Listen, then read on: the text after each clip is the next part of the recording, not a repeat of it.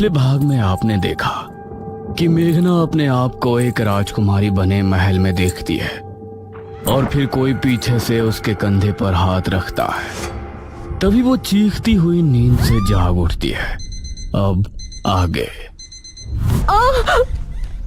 अरे क्या हुआ मेघना? मेघना की सांसें तेज तेज चल रही थी। उसके माथे पर पसीना आ गया था। कुछ बोल तो, क्या हुआ? बहुत ही अजीब सपना देखा यार। देख, मुझे लगता है तो इस गांव की झूठ मूठ की हिस्ट्री के बारे में ज्यादा ही सोच रही है।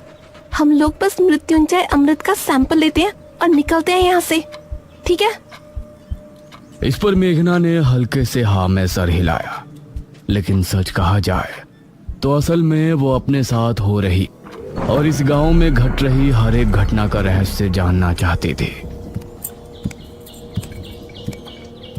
सुबह सुबह चीखना चिल्लाना बंद करो और दोनों हाथ मुंह धोकर नाश्ते के लिए आ जाओ। ये कहकर ठकुराइन वहां से चली गई। ये औरत बहुत ही खड़ूस है। एक बार हमारा काम हो जाए, इस गांव को मुड़कर भी नहीं देखना मुझे।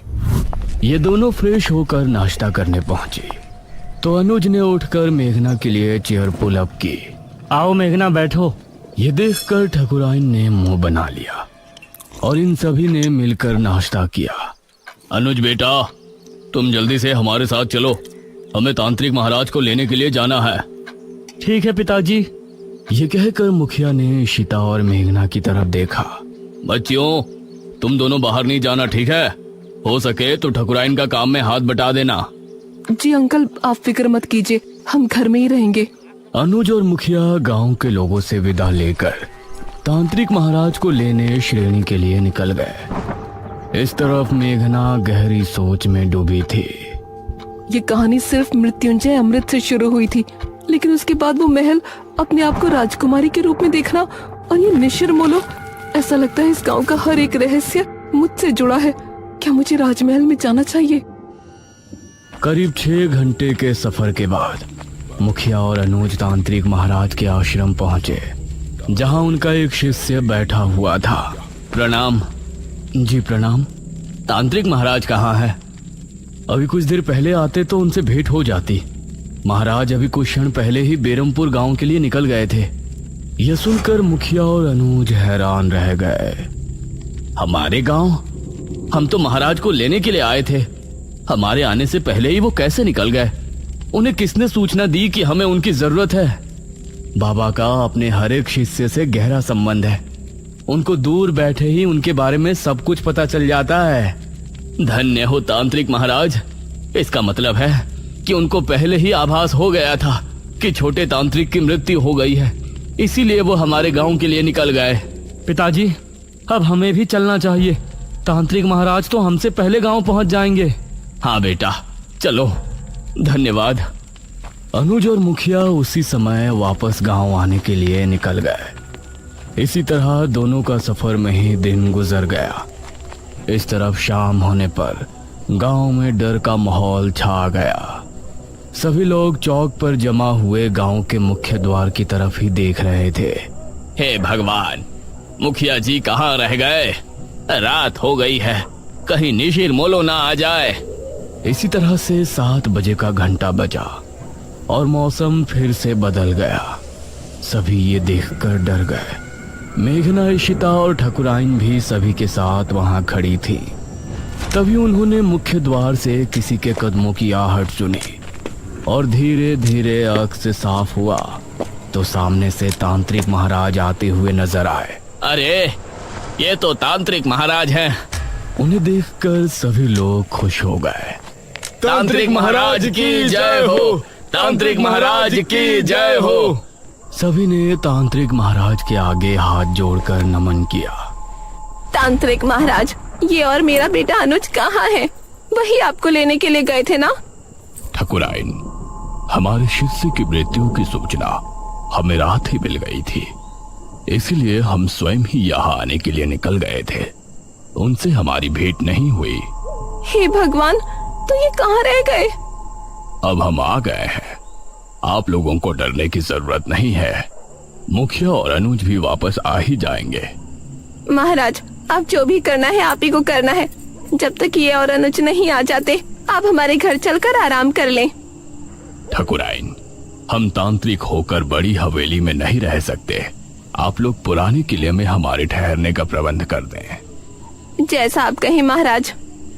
ये कहकर ठकुराइन ने गांव के लोगों से कहा, आप सभी मिलकर पुराने किले की अच्छी से सफाई कर दें और वहाँ रोशनी का भी अच्छा इंतजाम कर दें। ये सुनकर गांव के कुछ आदमी किले की तरफ निकल गए। बाबा वहीं चौक पर बैठे रहे। उन्होंने आंखें बंद की और ध्यान मग्न हो गए। शायद वो सोच रहे थे कि आखिर कैसे निशिरमोलो से निपटा जाए, और मेघना के दिल में भी कई सवाल उठ रहे थे। तकरीबन 1 घंटे तक किले की सफाई का कार्य चला और तभी अनुज और मुखिया भी वहां पहुंच गए।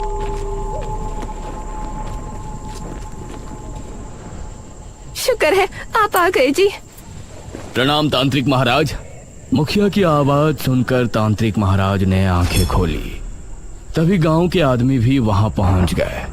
किले की सफाई हो चुकी है ठकुराइन, अब तांत्रिक महाराज वहां ठहर सकते हैं। आप सभी हमारे साथ किले में चलिए। निशिरमोलो इतने सालों बाद कैसे वापस जाग उठे, ये जानने से पहले हम सभी को निशिरमोलो की पूर्ण कहानी को दोहराने की जरूरत पड़ेगी। अब सभी लोग मिलकर किले में पहुंचे।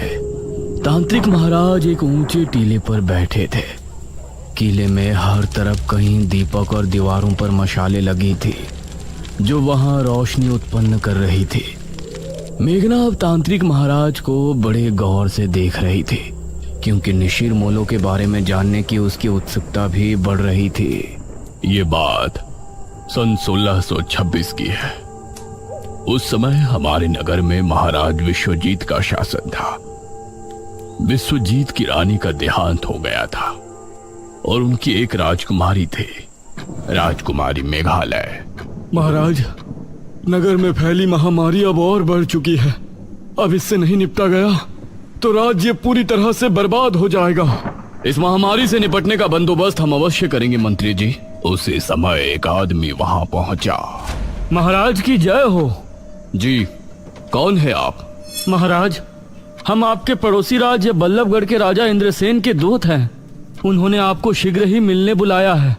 उनका कहना है कि आपके राज्य पर जो संकट आया है उससे निपटने में वो आपकी सहायता करना चाहते हैं। पिताश्री, हमें नहीं लगता कि वो हमारी इस महामारी से निपटने में कोई सहायता कर सकते हैं। हमें स्वयं ही कुछ करना पड़ेगा। समस्या गंभीर है राजकुमारी, हमें एक बार अवश्य ही उनसे मिलना चाहिए। हम आज रात ही उनके राज्य के लिए निकलते हैं। ठीक है पिताश्री, इस महामारी का जो भी हल निकले आप शीघ्र ही वापस आने की कोशिश करें, क्योंकि अगर आप इस बीमारी का इलाज नहीं ढूंढ पाए तो हमें ही कुछ करना होगा। अवश्य राजकुमारी। महाराज अपने रथ में बैठ बल्लभगढ़ के लिए निकल गए। रथ में उनके साथ सेनापति थे और 2 घोड़सवार सिपाही पीछे आ रहे थे। उनका रथ इस समय जंगल के रास्ते से गुजर रही थी। तभी अरे, ये क्या हुआ? रथ अचानक से रुककर टेढ़ा हो गया था। सेनापति जी, बाहर निकलिए। महाराज और सेनापति बाहर निकले तो देखा रथ का पहिया गड्ढे में फंसा है और चटक भी गया है। अरे, ये क्या हुआ? अब जंगल में इस रथ का पहिया कौन ठीक करने आएगा? क्षमा करें महाराज, हम अभी इसे ठीक कर देंगे। आपको थोड़ी प्रतीक्षा करनी पड़ेगी। तभी इन लोगों को पानी की आवाज सुनाई दी। ये कैसी आवाज है? ऐसा लगता है जैसे कोई कुएं से पानी खींच रहा हो और यह आवाज कुएं के ऊपर लगी चरखी से आ रही हो। आइए देखते हैं। राजा और सेनापति उस दिशा में गए तो वहां उनको कुएं पर एक औरत पानी भरती नजर आई। उसके बाल बहुत लंबे थे, वो दिखने में बहुत ही खूबसूरत थी और वेशभूषा से आदिवासी लग रही थी। उसने जैसे ही महाराज और सेनापति से नजरें मिलाई तो उसका सौंदर्य देखकर ये दोनों ही सन्न रह गए।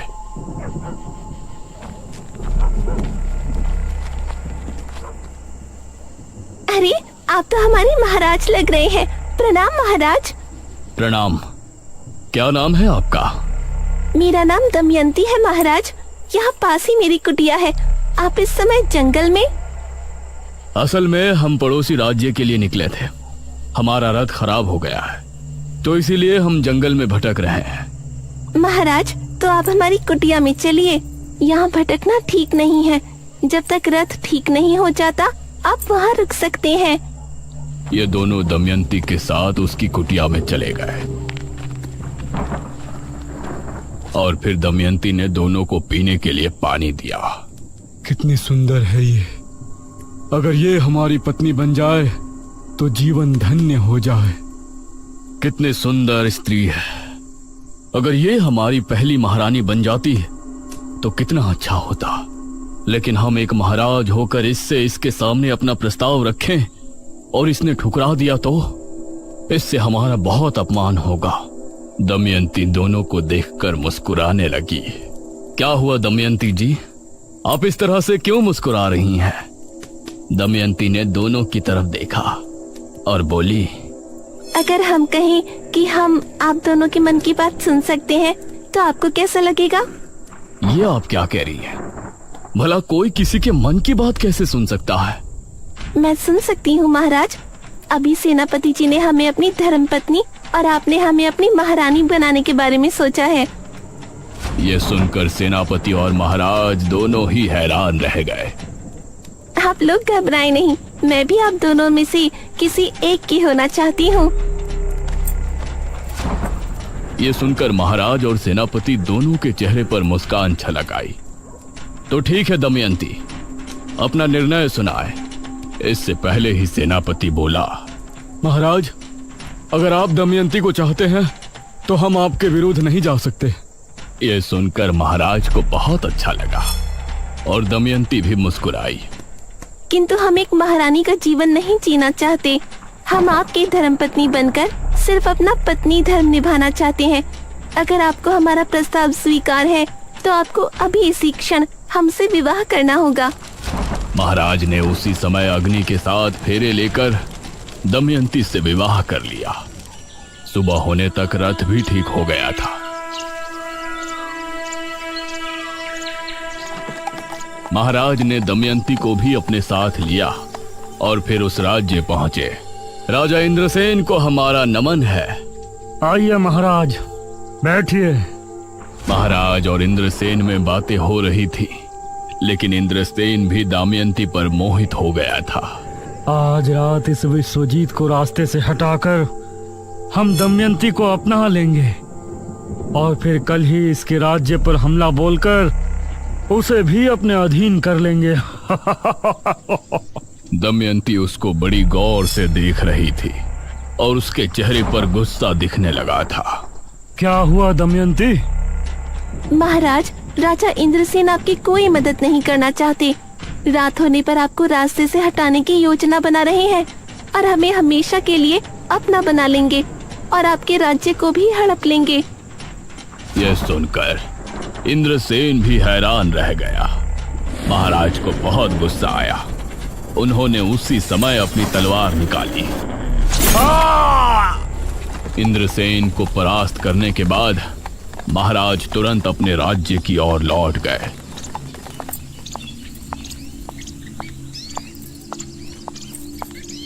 राजकुमारी बहुत चिंता में थी। प्रणाम पिताश्री। क्या बताया इंद्रसेन ने?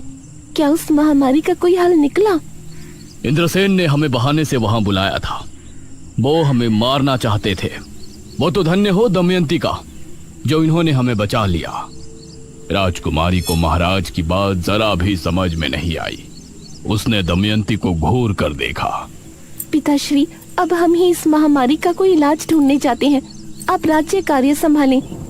दमयंती राजकुमारी को बहुत ही रहस्यमय मुस्कान के साथ देख रही थी। राजकुमारी महल से निकली और इस तरह राजा दमयंती के साथ महल में समय बिताने लगे और धीरे धीरे राज्य के कामों से दूर होते गए। करीब 1 वर्ष और माह के बाद राजकुमारी वापस लौटी। पिताश्री, हमने उस बीमारी से लड़ने का इलाज ढूंढ निकाला है। बहुत अच्छे राजकुमारी, बताइए ये कैसे संभव है? पिताश्री, हमने एक महासिद्धि करके ये बीज हासिल किया है।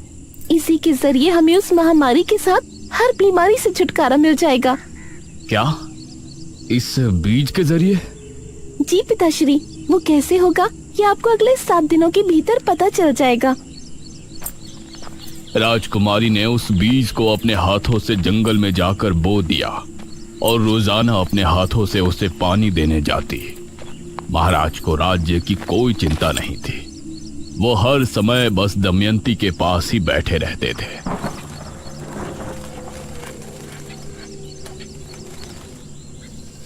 7 दिनों के बाद राजकुमारी महाराज, मंत्री और सेनापति को लेकर जंगल पहुंची। उन्होंने पाया कि पेड़ बहुत ही हरा भरा हो गया है और उससे हरे रंग का पदार्थ टपक रहा है। ये क्या चमत्कार है राजकुमारी? पिताश्री, ये मृत्युंजय अमृत है। इसकी 3 बूंद पीने से बड़े से बड़ा रोग दूर हो जाता है। हम इसके जरिए राज्य में फैली महामारी का खात्मा कर सकते हैं। वाह राजकुमारी, बहुत अच्छे। उसके बाद राजकुमारी ने अपने राज्य के सभी बीमार लोगों को वो मृत्युंजय अमृत देना शुरू किया और अगले 2 माह में वो महामारी राज्य से पूरी तरह से खत्म हो गई। राजकुमारी इससे खुश भी थी, लेकिन महाराज के दमयंती के करीब जाने और हर दम चिपके रहने से चिंता में भी थी। तभी एक दिन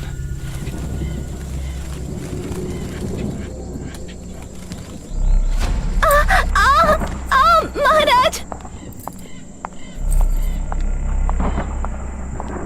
दमयंती, क्या हुआ आपको? क्या हुआ दमयंती आपको? कुछ तो बताइए। देखते ही देखते उसके चेहरे की रंगत बदल गई और वो एक बूढ़ी नजर आने लगी। ये देखकर महाराज के पैरों तले जमीन निकल गई। दमयंती, ये क्या हो गया आपको? महाराज, असल में मैं कोई आम स्त्री नहीं हूँ, मैं एक डायनी हूँ। क्या? एक डायनी?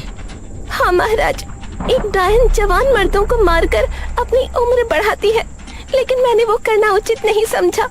इसलिए आज जब मेरी आयु 100 वर्ष हो गई है तो मैं बूढ़ी हो गई हूँ। अब अगली एकादशी की रात मेरी मृत्यु हो जाएगी। नहीं दमयंती, हम आपको ऐसे मरने नहीं दे सकते। हमें आपके डायनी होने से कोई ऐतराज नहीं। आपको बचाने का कोई तो तरीका होगा। एक तरीका है महाराज, लेकिन बहुत ही मुश्किल कार्य है। हमें बताइए, हम आपको बचाने के लिए कुछ भी करेंगे। अगली एकादशी की रात तक 11 मुर्दों के खून से अगर हम स्नान कर लेते हैं तो हमारी जान बच जाएगी और हमारा सौंदर्य भी वापस लौट आएगा। महाराज ने अब दमयंती को बचाने का प्रयास शुरू किया। राज्य में जब भी किसी की मौत होती तो उनके घरों से उनकी लाश को उठवा लिया जाता था और इसी तरह 10 लाशों के खून से दमयंती को नहला दिया गया था। इससे परेशान होकर मंत्री ने राजकुमारी को सब बताया। राजकुमारी, राज्य में हाहाकार मचा हुआ है। महाराज दमयंती को जवान बनाने के लिए मृत लोगों के शव का अंतिम संस्कार नहीं होने दे रहे हैं। उनके शव को बुरी तरह से काटा जाता है और उनके खून से दमयंती स्नान करती है। इससे प्रजा बहुत क्रोध में है। क्रोध की बात तो है ही मंत्री जी। मृत्यु के बाद जल्दी अंतिम संस्कार न किया जाए तो ये मृतक और उसके परिजनों के साथ नाइंसाफी होती है। वो कभी भी मोक्ष के द्वार से होकर नहीं गुजर सकते। हम पिताश्री से इस विषय में बात करेंगे।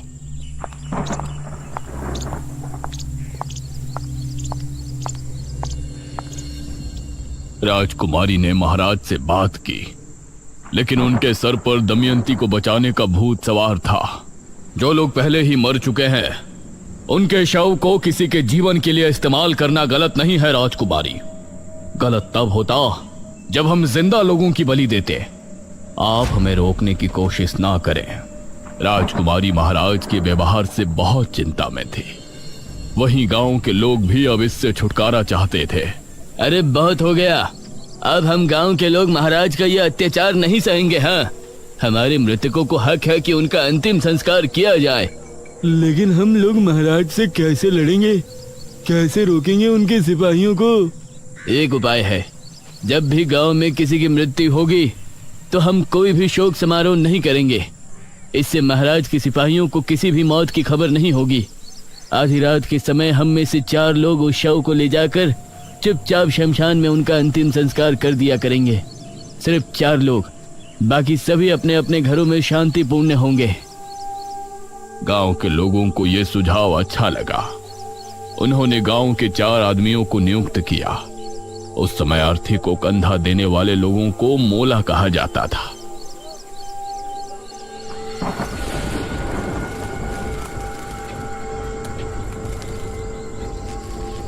ये 4 लोग रात के समय निकला करते थे, इसीलिए इनका नाम निशिर मोलो रखा गया। अब जब भी कोई मृत्यु होती तो 4 कथई लिबास वाले आदमी निशिर मोलो बन के उस शव को कंधा देते और उसका चुपचाप अंतिम संस्कार करके वापस गांव को लौट आते। समझ नहीं आ रहा, पूरे 15 दिन हो गए, अभी तक किसी के घर कोई मृत्यु नहीं हुई है। ऐसा कैसे हो सकता है? अगले दिन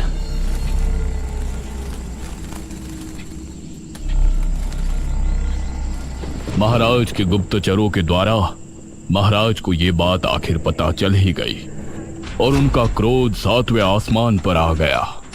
वो जो भी 4 लोग हैं, हम उनको मार कर ही दम लेंगे। उन्होंने हमसे चालाकी की, इसका हर्जाना उन्हें भुगतना ही पड़ेगा। महाराज ने अब अपने गुप्त सिपाहियों को तैनात कर दिया था, जो छिपकर रातों को जागकर गांव पर नजर रख रहे थे।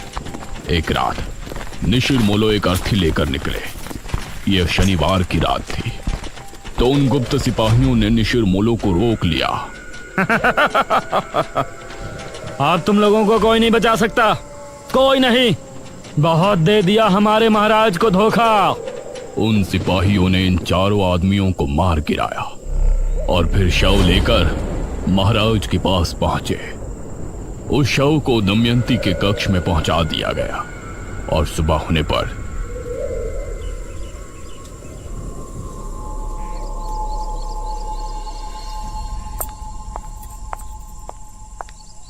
दमयंती कक्ष से बाहर निकली, अपने उसी खूबसूरत जवान अवतार में।